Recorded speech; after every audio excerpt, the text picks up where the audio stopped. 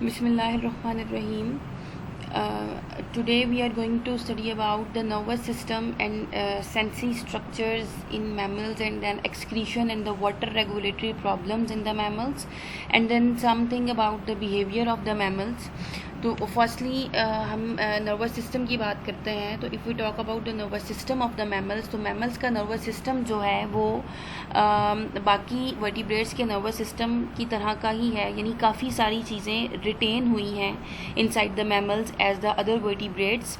लेकिन जो इसमें एक इम्पॉर्टेंट चीज़ है वो ये कि बर्ड्स की तरह मैमल्स भी एक एक्टिव लाइफ स्टाइल स्पेंड करते हैं. उस एक्टिव लाइफ स्टाइल की वजह से की वजह क्या है कि इनका जो ब्रेन है, इसमें जो इनका फोर ब्रेन का सेरिब्रल हेमिस्फीयर्स हैं उनकी वो बहुत बड़े हो गए हैं, लार्ज हो गए हैं. इसके अलावा हाइंड ब्रेन के अंदर सेरिब्लम भी जो है वो बड़ा हो गया है. और उनका एक्टिव लाइफस्टाइल इनके ब्रेन की इन खसूसियात से रिलेटेड है. इसके अलावा बेटा आप सेंसेस की बात करें तो टच की जो सेंस है वो बहुत ज़्यादा एडवांस है मैमल्स के अंदर. उसकी रीज़न क्या है कि हमने पढ़ा था कि मैकेनिकल रिसेप्टर्स यानी हेयर जो हैं वो उनकी फॉलिकल्स के साथ रिसेप्टर्स एसोसिएटेड हैं. तो उस हेयर फॉलिकल्स के साथ रिसेप्टर्स की एसोसिएशन की वजह से जब टच का स्टिमुलस आता है तो वो आसानी से ऑब्जर्व भी किया जाता है और उसके ऊपर इफेक्ट उसके ऊपर वर्किंग भी की जाती है. सेंस ऑफ ऑल्फैक्शन यानी सूंघने की स्मेल जो है, इसके बारे में एक ये बात है कि सूंघने की स्मेल एक इम्पॉर्टेंट हिस्स है मैमल्स की, और ये अर्ली मैमल्स के अंदर भी पाई जाती थी, क्योंकि जो फॉसिल रिकॉर्ड्स इकट्ठे किए गए हैं उसके अंदर जो स्कल के फ्रेगमेंट्स कुछ मिले हैं जिनके इलोंगेटेड यानी लंबे लंबे स्नाउट्स हैं, मुंह थोड़े थोड़े लंबे लंबे हैं, और उनके अंदर ऑल्फैक्टरी एपिथेलियम प्रेजेंट थी for having the sense of smell.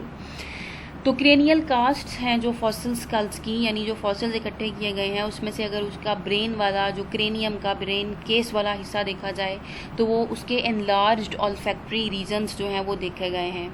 तो अभी भी मैमल्स के अंदर ये एक इम्पॉर्टेंट सेंस है, क्योंकि ये इसको फूड लोकेट करने के लिए यूज़ करते हैं, सेम स्पीशी के मेंबर्स को रिकॉग्नाइज करने के लिए यूज़ करते हैं, प्रीडेटर्स से बचने के लिए ये सेंस ऑफ स्मेल को यूज़ करते हैं. ऑडिटरी सेंस की बात करें तो ऑडिटरी सेंस में आप देखेंगे कि इनके अंदर जो ईयर फ्लैप है जिसको हम पिन्ना कहते हैं वो इवॉल्व हुआ है अपना मैमल्स के अंदर. फिर जो इनको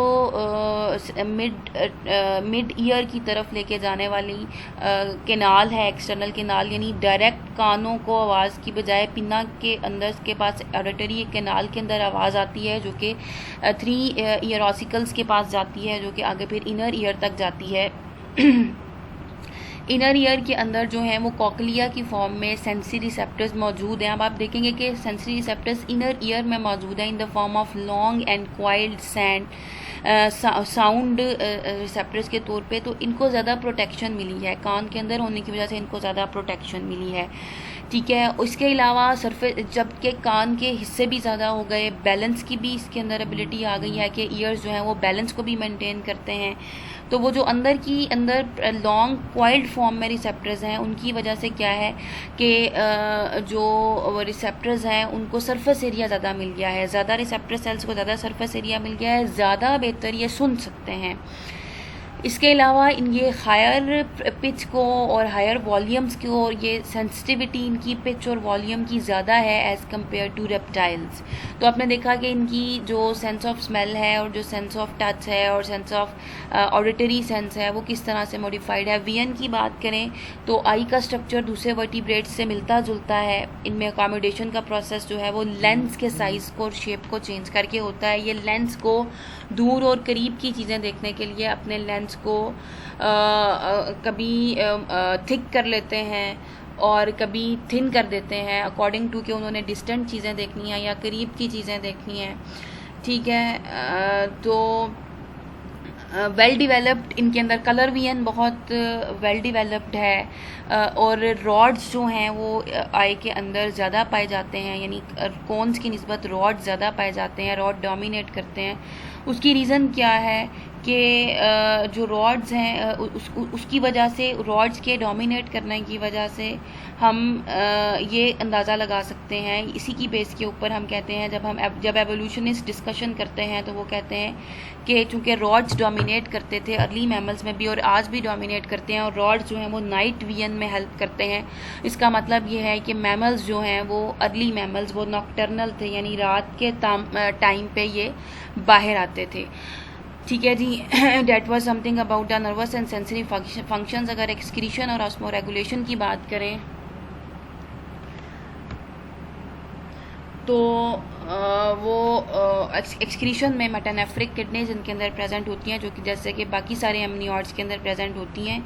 इनका एक्सक्रीटरी प्रोडक्ट यूरिया है, और यूरिया अमोनिया से कम टॉक्सिक है, इतना नुकसानदेह नहीं है। इसको कम पानी चाहिए, क्योंकि मैमल्स भी ज़्यादातर टेरेस्ट्रियल हैं, तो उनको कम पानी चाहिए। यूरिया को कम पानी चाहिए होता है बाहर बॉडी से निकलने के लिए, इसलिए ये कम पानी वाला ही मटेरियल बॉडी में एज एक्सक्रीटरी प्रोडक्ट यानी एज यूरिया प्रोड्यूस करते हैं।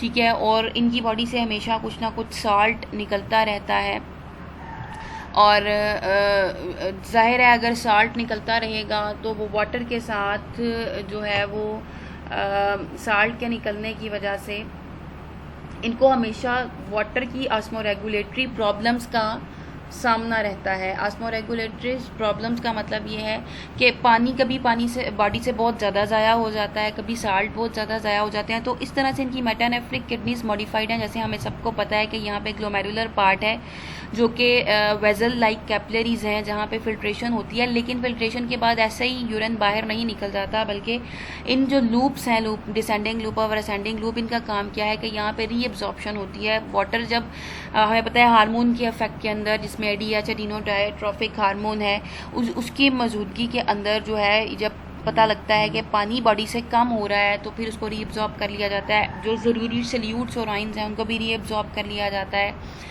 ठीक है, तो ये बहुत कॉन्सेंट्रेटेड यूरिन प्रोड्यूस करते हैं। कॉन्सेंट्रेटेड इस वजह से कि जिसमें कम से कम पानी लूज़ हो। जैसे बीवर्स की बात करें तो इनका जो यूरिन है इनके ब्लड की निस्बत डबल कॉन्सेंट्रेटेड होता है। ऑस्ट्रेलियन हॉपिंग माइस की बात करें तो इनका यूरिन जो है वो 22 टाइम्स इनके ब्लड के निस्बत कॉन्सेंट्रेटेड होता है। ठीक है, तो इसकी वजह से क्या हुआ है कि यहाँ पे जो वाटर का जो साल्ट का लॉस हो रहा है, जो गैर ज़रूरी नमकियात बॉडी से निकल रहे हैं, इसने कवर अप किया है। क्योंकि मैमल्स के पास ऑर्बिटल और नेज़ल साल्ट ग्लैंड्स नहीं है, यानी नेज़ल पोर्शन से ये सॉल्ट्स को सिक्रीट नहीं करते। तो इस तरह से जो गैर ज़रूरी साल्ट्स हैं वो मेटानेफ्रिक किडनी के थ्रू यूरिन में निकल जाते हैं, क्योंकि ज़्यादा कंसनट्रेटेड यूरिन प्रोड्यूस होता है। तो यहाँ पे मैमल्स के अंदर नेज़ल और ऑर्बिटल साल्ट ग्लैंड्स जो हैं वो नहीं हैं, जैसे कि रेप्टाइल्स और बर्ड्स के अंदर प्रेजेंट थे। कितना वाटर लॉस होगा ये डिपेंड करता है कि एक्टिविटी क्या है एनिमल की, उसकी फिजियोलॉजिकल कंडीशन क्या है, उसका एनवायरनमेंट का टेम्परेचर क्या है। वाटर यूरिन और फीसेस में भी लॉस होता है, रेस्पिरेटरी सर्फेसेस से भी लॉस होता है, नर्सिंग यानी फीडिंग कराने में भी लॉस होता है, स्वेट ग्लैंड से भी लॉस होता है। तो ये इनका जो वाटर के लॉस को रोकना जो है इनके लिए बहुत ज़रूरी है। इसके लिए डिफरेंट फिनोमेनाज यूज़ करते हैं, जो कि हम इंशाल्लाह नेक्स्ट क्लिप में देखते हैं।